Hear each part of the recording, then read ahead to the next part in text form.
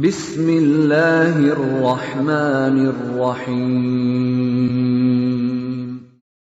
وَلْتَكُنْ مِنْكُمْ أُمَّةٌ يَدْعُونَ إِلَى الْخَيْرِ وَيَأْمُرُونَ بِالْمَعْرُوفِ وَيَنْهَوْنَ عَنِ الْمُنْكَرِ.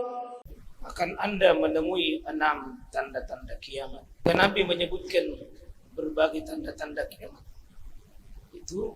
Beliau waktu itu berada di Tabuk dalam kemah, dan di tempat itulah nanti ternyata muncul sebuah virus yang pada saat itu disebut dengan virus Amwas, karena tempat itu berada tempat namanya Amwas. Jadi pernah ada virus namanya virus Amwas.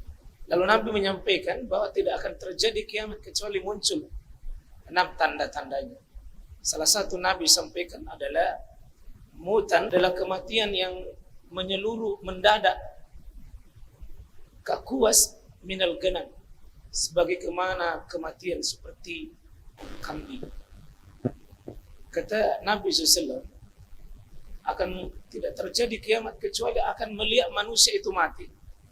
Dengan bahasa beliau mutan itu sebenarnya mirip-mirip mati tapi tidak mati. Mungkin inilah mirip-mirip corona, berteriak-teriak orang, dan berbagai gejala yang dimunculkannya sampai pada seperti orang mati. Dan ini mutan adalah menimpah.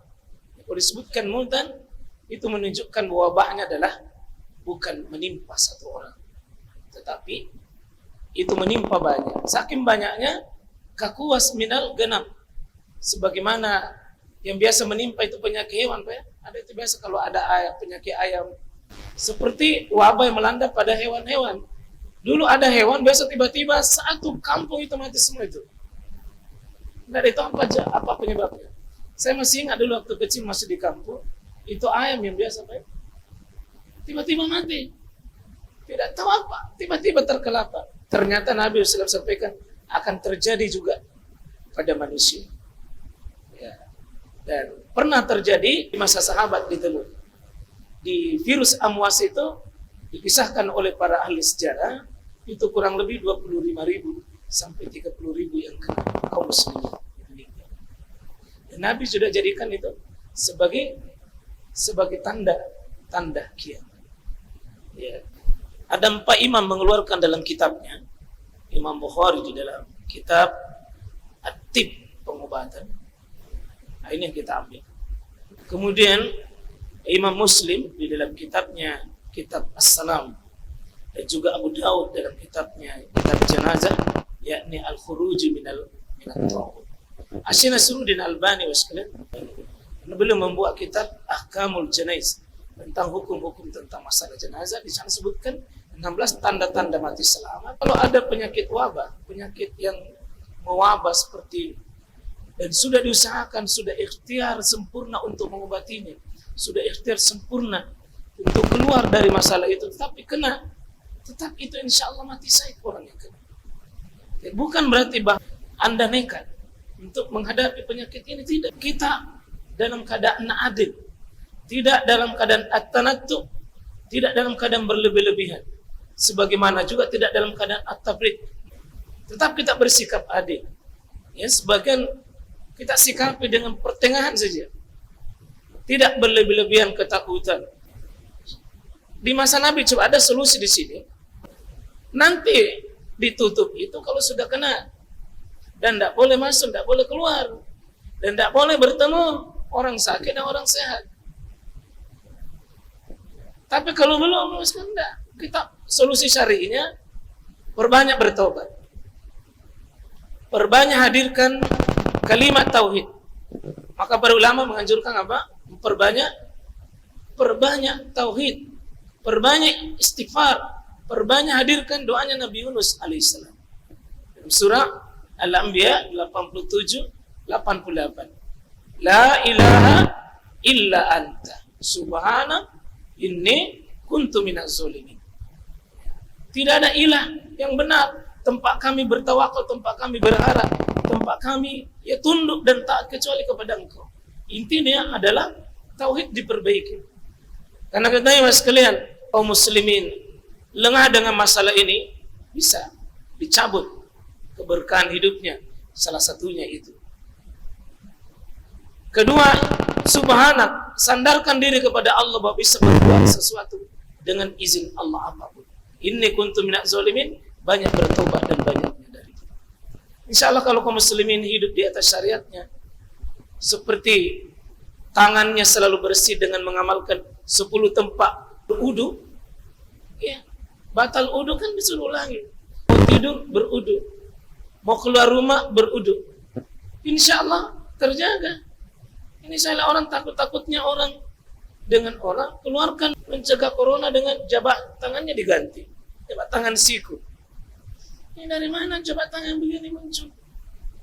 Sejak kapan jabat tangan siku itu muncul sebagai seorang muslim? Lahir dari orang yang atas nama agama ini. Ini solusi dari mana? Coba kita kembali bagaimana Nabi SAW ajarkan. Coba tiap hari Nabi anjurkan kita membaca perlindungan memulai hari, menutup hari. Bismillahilladzi la yadurru masmi syai'un fil ardi wala fis sama wa huwas samiul alim. Hadis Abu Dawud.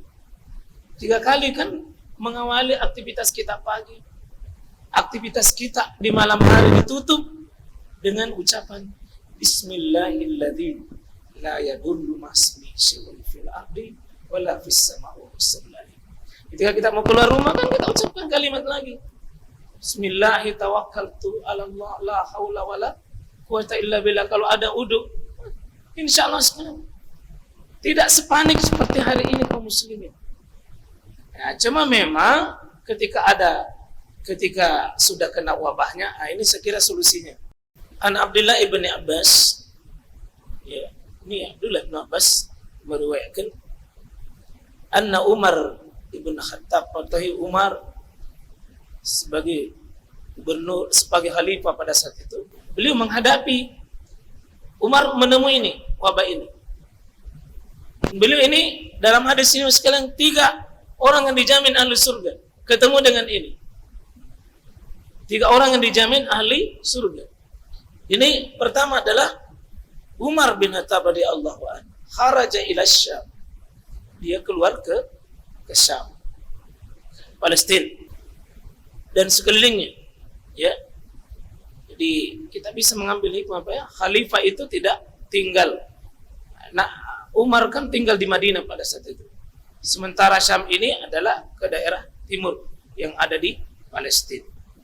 Dan ini terjadi, kata para ulama dalam mensyarah hadis ini, di sekitar tahun ke-18 Hijriah. Ada sebagian mengatakan 17 Hijriah. Ada yang mengatakan 17 Hijriah. Ya. Dan bisa jadi memang tiap tahun Umar ke sini keliling. Tetapi yang pasti ketika sesudah dikuasai itu Palestina, Baitul Maqdis oleh Ubaidah bin Jarrah, waktu itu mau terjadi perdamaian, meminta as-sulh, perdamaian orang di Baitul Maqdis itu. Maka khalifah datang ke sana untuk menandatangani, ya, kontrak damai antara kaum Yahudi yang dominan di sini dengan Umar bin Khattab. Hatta iza kana bis-Sab, ketika sampai rombongan khalifah itu sampai di sebuah daerah namanya Bis-Sab, ya, sebuah tempat yang sebelum masuk di wilayah, ya, tempat wabah ini, beberapa kilo sampai di situ di dalam, laqiya umara'ul ajnadi Abu Ubaidah ibnu Jarrah, ditemui oleh beberapa sahabat. Satu di antara waktu itu adalah ajnadu, ini komandan yang bernama Abu Ubaidah bin Jarrah wa ashabu, dengan beberapa sahabat utama yang ada menemui khalifah ini. Kunjungan resmi, Pak, ke negara ini. Ini bukan pencitraannya, betul-betul kunjungan resmi ini. Sebagai khalifah bertanggung jawab, sebagai khalifah mencintai rakyat, khalifah tidak tinggal diam, menemui rakyatnya. Tapi apa yang terjadi? Fa akhbarahu Ya, baru dikabarkan kepadanya itu Umar annal waba. Ini bahwa ada wabah yang melanda di situ. Wa kana waqa'a bil ardi Syam, dan sudah melanda bumi Syam. Qala Ibnu Abbas, maka Ibnu Abbas menceritakan ini. Faqala Umar, apa sikapnya khalifah? Apa sikapnya pemimpin tertinggi? Ini sikap pemimpin, Pak, yang harus tegas. Ini harus tegas mengambil kebijakan. Apa yang terjadi pada saat itu? Ya. Faqala Umar, berkata Umar, ud'uli al-muhajirin. Panggilkan kaum muhajirin, ya, kepada saya. Dipanggilkan. Ya. Fada'auhum fastasyarahum. Dia bermusyawarah.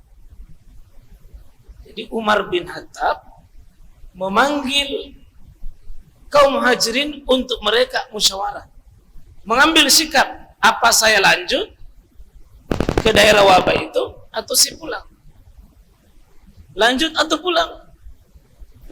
Fada'ahum fastasyarahum wakhbarahum annal waba' qad waqa'a bis-Syam fahtalafu. Setelah musyawarah terjadi berselisih para kaum muhajirin ini.